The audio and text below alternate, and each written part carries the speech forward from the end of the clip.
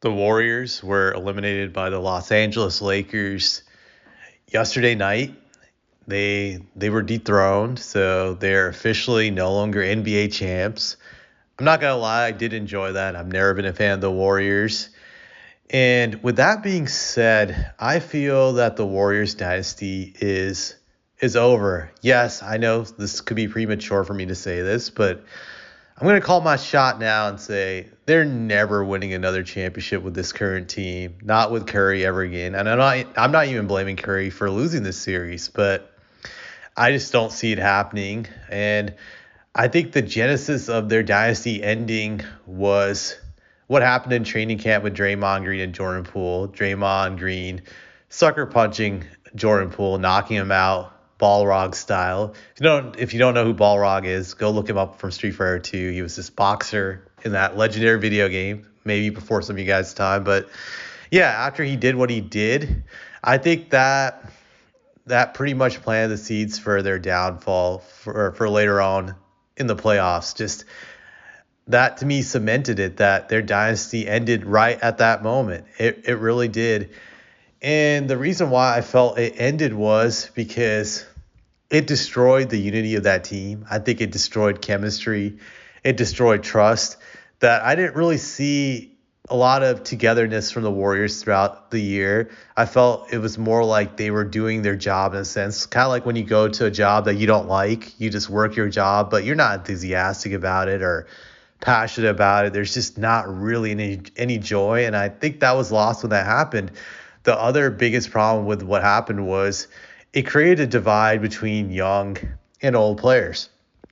That I feel the old guard was Curry, Dre, and Clay. Just that's the old guard. And I think maybe they included Wiggins in there after he helped them win last year. So Grant Wiggins is still young, but we could say he was part of the old guard. But I felt the rest of the Warriors, these young players like Kuminga, Poole, and these other guys, even Moody probably didn't feel that there was a place for them on this team and that basically, Draymond was valued more than them for his antics and he was given a pass for being a scumbag. If we're being honest, Draymond is a bully. He's just not a good guy. I'm willing to say that. I don't care what people say to me about it. Draymond's a narcissist. He's all about himself and he's not about team.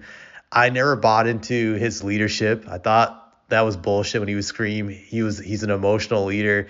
By emotional leader, to me, you're just screaming that you're an unstable person. I've never bought into that garbage when people say, I'm an emotional leader. I just, I can't control my emotions, blah, blah, blah. But it caused a divide, which I didn't think could ever be fixed again. It would never be fixed. And the problem with this divide is that Draymond and both Clay are declining. So you actually need younger players to step up. But that was never going to happen the way this punishment was dealt. They sent a message when they allowed Draymond to get away with knocking out Poole to younger players like, hey, you don't matter. It's all about our big three. And you're second rate to them. We don't care about you. You guys are second class citizens. You're here to serve them. And this is not really about being a team. It's about helping them. And maybe if you're lucky, we'll give you some respect. We'll do something for you later on possibly. But we don't give a shit about you. That was the message they were sending. And I understand that there's hierarchies in the NBA. There's a pecking order and all the other stuff. But to be a championship team, even the role players had to feel that they have some stake in it. Granted, even the role players know that they're never going to be on the level of the star, but they had to feel valued. And I don't think their role players felt that they were valued or appreciated or respected after that. Just they saw the punishment for Draymond. That was not a fair punishment. And that just cemented the downfall. I felt this team was just barely hanging together. They were hanging by a loose thread. And the only thing that could keep them functioning together to be professionals was that they had to win another championship. If they didn't, it was going to fall apart. And now they didn't, so it will fall apart. And I do believe Poole was affected by this throughout the whole entire year. His numbers during regular season were about the same. Last year, he averaged 18.5 points per game and on 45% shooting, I think, close to it, 36 from three. This year, he averaged 20.4 points per game on 43 overall from the field, 33% from three. So his percentages were crappy this year. They were they were slightly lower, but even being slightly lower made it worse because I feel if you're shooting lower than 45 from the field, you're inefficient. And if you're shooting below 35 from three, you're inefficient, which he was. So Jordan was really about himself this year from what I saw in these games. He was chucking for chucking to pad his stats, to get his numbers. And during the regular season, you can get away with that stuff. But during the playoffs, you need to be efficient. You need to be willing to play team ball. And during the playoffs, he wasn't. I look at his numbers during the playoffs, and I felt Jordan Poole was like throwing games. I really think he was trying to sabotage them not to win. His playoff average last year was 17 points a game, on 50% shooting, 39 from three. So he was playing amazing last year in the playoffs. He was a huge reason they won. If he didn't play the way he played last year, I think they would have lost in the earlier rounds of the playoffs. This year during the playoffs, he averaged 10.3 points a game, so nearly 7 points lower. Shot 34% overall from the field and 25 from three, so he was god awful. Those are terrible shooting numbers. Those are numbers that can sink a team, and it did. It did. The Warriors had no choice to rely on him because their depth is just really that bad, and he didn't come through for them. He just didn't. He failed miserably. But honestly, can you blame him? I don't really think many people could be a professional in the situation that he was in. This dude just got assaulted at his job. He got decked out. The whole entire world knows about it. And he's playing with this guy who's a bully. He doesn't respect him.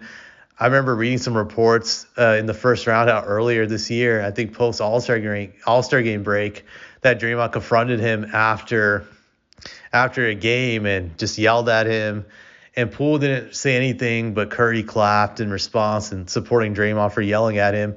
But I think that sent a message to Poole like, hey, you are Draymond's bitch, and you will like it, and we don't care, and you'll accept it. Obviously, Poole got back at them in the most passive way, which was to sabotage these playoff games. And I do think he did do that. Now, I thought Poole made a mistake last year during training camp by not forcing his way out, not trying to get traded. I made videos about that. If you look back, you'll see some of my old videos saying that he should just tell the Warriors to trade him and tell them that he's not going to sign an extension or just sit out the whole entire year, which I thought he should just threaten to sit out the whole entire year and not play. Eventually, some team would have signed him. He may have made less. Instead of getting $140 million, he probably gets somewhere 80 to 100. There's always some dumb team that was willing to sign him based off of his playoff production.